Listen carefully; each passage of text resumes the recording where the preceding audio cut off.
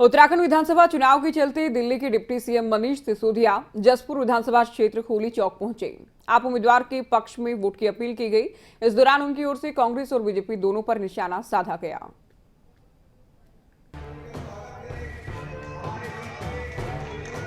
उत्तराखंड विधानसभा चुनाव में अपने दल की जीत का रास्ता तलाश रहे राजनीतिक दलों ने अपने अपने घोषणा पत्र जारी किए, जिसके जरिए मतदाताओं को लुभाने के लिए बीजेपी, कांग्रेस और आप ने काफी लुभावने वादे किए। लेकिन अब उत्तराखंड में चुनाव का वक्त जैसे जैसे नजदीक आ रहा है, वैसे वैसे सभी राजनीतिक दलों ने अपने अपने प्रचार प्रसार को और तेज कर दिया, जिसके चलते दिल्ली के उप मुख्यमंत्री मनीष सिसोदिया जसपुर विधानसभा क्षेत्र होली चौक पहुंचे, जहां उन्होंने आम आदमी पार्टी प्रत्याशी डॉक्टर यूनुस चौधरी के समर्थन में एक जनसभा को संबोधित किया और बीजेपी कांग्रेस पर तंज कसते हुए कहा कि उत्तराखंड में बीजेपी और कांग्रेस एक सिक्के के दो पहलू हैं। दोनों पार्टियों ने उत्तराखंड वासियों को बारी बारी से लूटने का काम किया है। तैयार की है कि एक ईमानदार राजनीति आए और उत्तराखंड के लोग उसको वोट करें। लोग विकल्प का इंतजार कर रहे थे, इस बार लोगों के पास विकल्प है और लोग बहुत शिद्दत से कह रहे हैं कि अब हमें कांग्रेस भी नहीं चाहिए, बीजेपी भी नहीं चाहिए, हमें हमारा विकल्प मिल गया है। ये लोग जनता का पैसा चुरा के भाग जाते हैं, जनता का पैसा काट के भाग जाते हैं, कमीशन खोरी करते हैं। हमें तो जनता वोट कर रही है, ये लोग अब देखें अपना।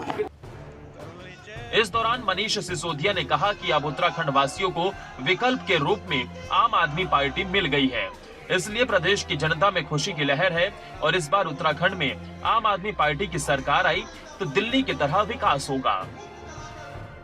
उत्तराखंड में कांग्रेस अपनी क्रेडिबिलिटी पूरी तरह खो चुकी है। आज उत्तराखंड का एक एक वोटर जानता है कि कांग्रेस को वोट देने का मतलब है भारतीय जनता पार्टी की सरकार बनवाना। एक कांग्रेस को वोट देने का मतलब है भारतीय जनता पार्टी की सरकार बनवाने की गारंटी देना। इसलिए कोई कांग्रेस को वोट देना नहीं चाहता।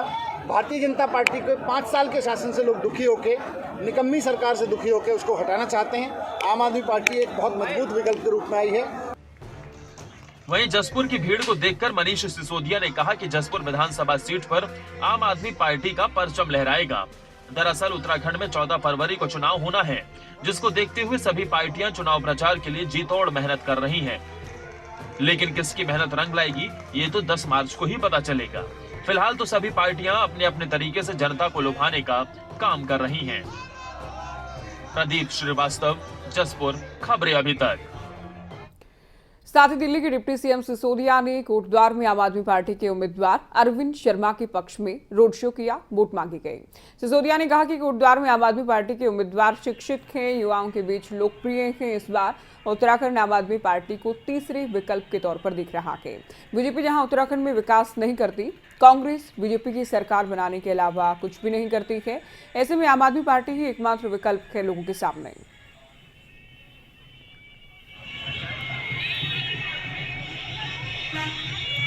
तो रोड शो के दौरान की तस्वीरें आप देख सकते हैं। रोड शो निकाला गया, वोट की अपील की गई है। दावा ये है कि कांग्रेस को वोट देना मतलब बीजेपी की सरकार बनवाना, और बीजेपी ने काम नहीं किया है।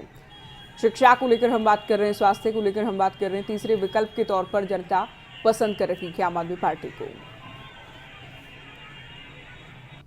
मैं ये देख रहा हूँ कि कोटद्वार से हमारे अरविंद वर्मा जी और चौबट्टा खाल से हमारे नेगी जी दोनों युवा प्रत्याशी हैं, पढ़े लिखे हैं, दोनों का बहुत लोगों में लोकप्रिय हैं, खासतौर से युवाओं में बहुत ज़बरदस्त लोकप्रिय हैं और हर तरफ पूरे उत्तराखंड में आम आदमी पार्टी को एक विकल्प के रूप में देख रहे हैं। सब जगह ये बात हो रही है कि भारतीय जनता पार्टी बेईमानी करने के अलावा कुछ नहीं करती और कांग्रेस भारतीय जनता पार्टी की सरकार बनाने के अलावा कुछ नहीं करती।